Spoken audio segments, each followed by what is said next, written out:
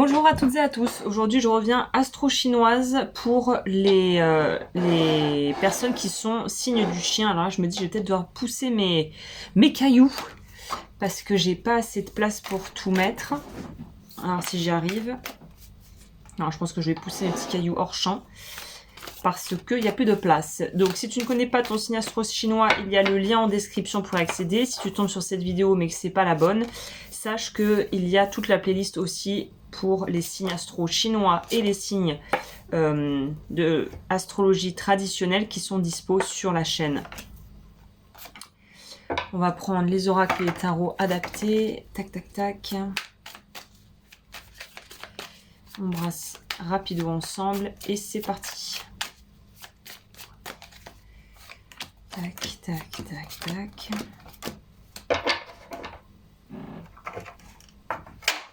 Et on terminera avec la carte Kuan Yin qui va avec un oracle que j'ai acheté spécialement pour cette période-là. Le livret est un peu tordu. On va commencer avec la première carte qui nous parle de l'énergie dominante pour toi en tant que, du coup, chien, signe du chien. Pour 2026, on a quoi pour vous?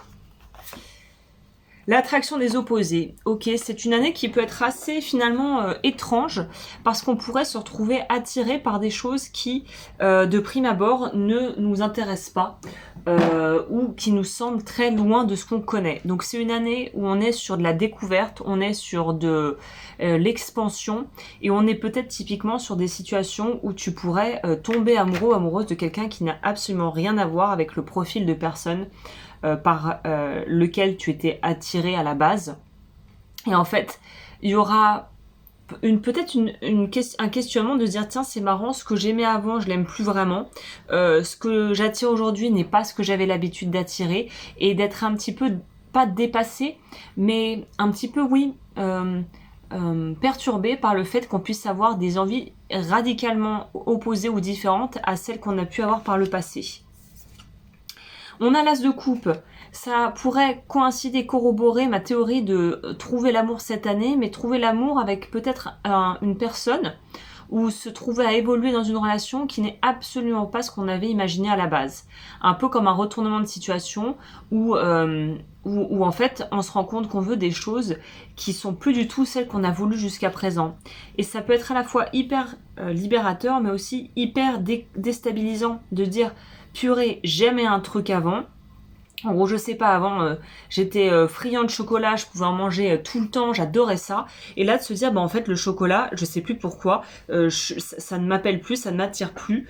Peut-être parce que voilà, j'ai d'autres envies, je veux réduire le sucre, je deviens de plus en plus manger salé. Enfin, tu vois, c'est des exemples vraiment bêtes que je raconte, mais c'est pour te donner la température un peu de l'année qui est dans un changement où en fait, vaut mieux que tu te dises, je laisse la vie me surprendre, je laisse les choses se faire, parce que si tu commences à t'agripper à toutes les choses où tu te rends compte que tu as évolué ou que tu n'attends plus les mêmes choses de la vie, des partenaires avec qui tu es, de tes collaborateurs de boulot, ça peut vite donner l'impression d'avoir une vie qui s'effondre, tu vois, un espèce d'effondrement intérieur où on sait plus qui on est, où on doute de son identité, tout est remis en question, tout est remis à jour, et ça peut être assez déstabilisant.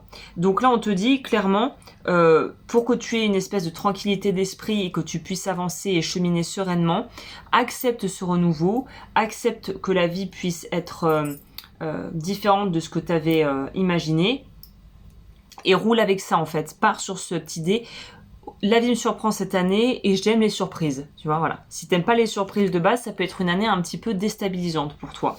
Qu'est-ce qui se met en mouvement? L'éclatement, c'est exactement ce que je viens de décrire plus tôt. Ce qui se met en mouvement, c'est un renouvellement et un chamboulement au niveau de la façon dont tu perçois ta vie.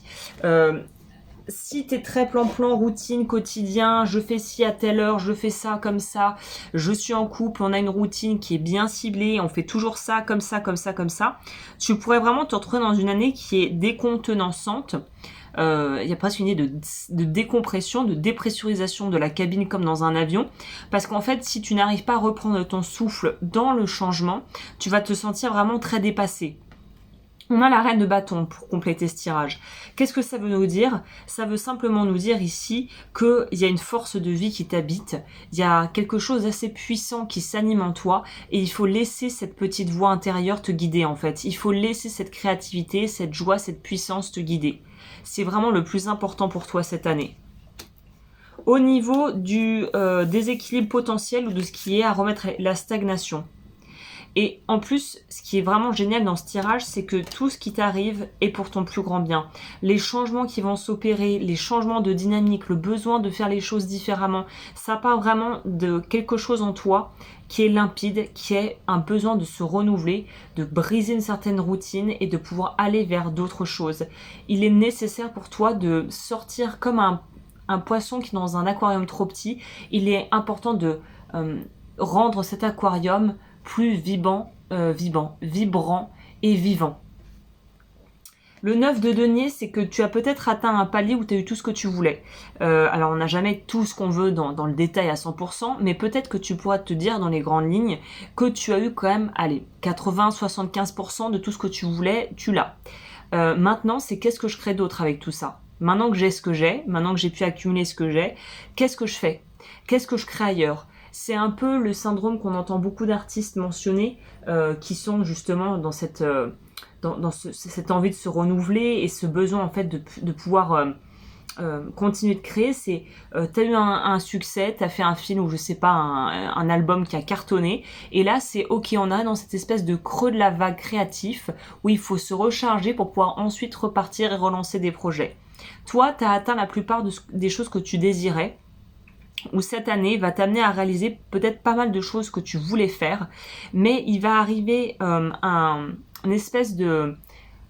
Le retour de bâton, c'est pas le bon terme, parce qu'il n'y a rien de punitif, on n'est pas dans la punition ici, mais il y a cette espèce de truc puré. Je pensais que quand j'aurais ça, je serais plus épanouie, plus heureuse, remplie plus quelque chose.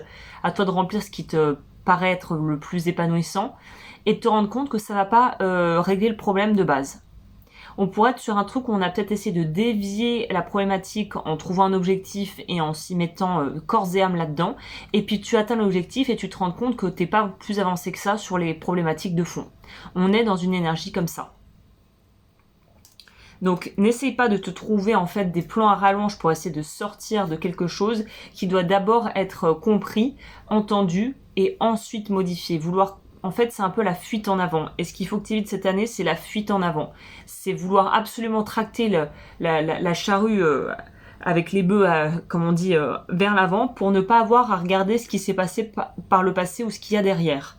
Donc, ne sois pas dans une démarche de fuite, mais d'acceptation tranquille de la réalité et de réajuster progressivement au fil de ton année. Au niveau de l'élément à nourrir, c'est quoi? Alors, ça sera plutôt l'élément de l'eau avec cette carte. L'élément à nourrir, c'est de sortir peut-être de ce sentiment d'impuissance.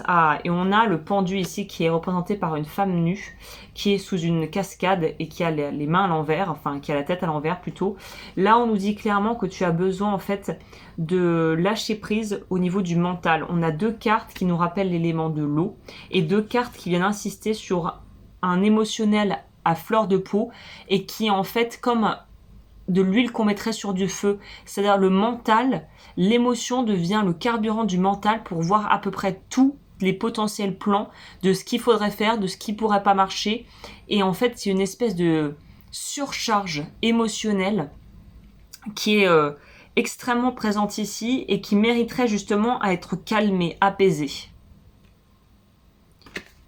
Ok. Au niveau de la voie juste, la voie du milieu, la révolution, rien que ça. C'est d'arriver à transcender en fait simplement la situation actuelle, d'abandonner les vieux schémas de pensée pour faire place à ce qui est nouveau. Et en fait, ça résume très bien la carte de ce qui se met en mouvement pour toi avec la reine de bâton et l'éclatement. La résolution, le résultat, c'est ça. C'est à partir du moment où on écoute son feu intérieur et on est prêt à sortir des sentiers battus, bien évidemment qu'on fait place à la nouveauté et que ça nous propulse vers l'avant de façon assez vertigineuse et magistrale, tu vois.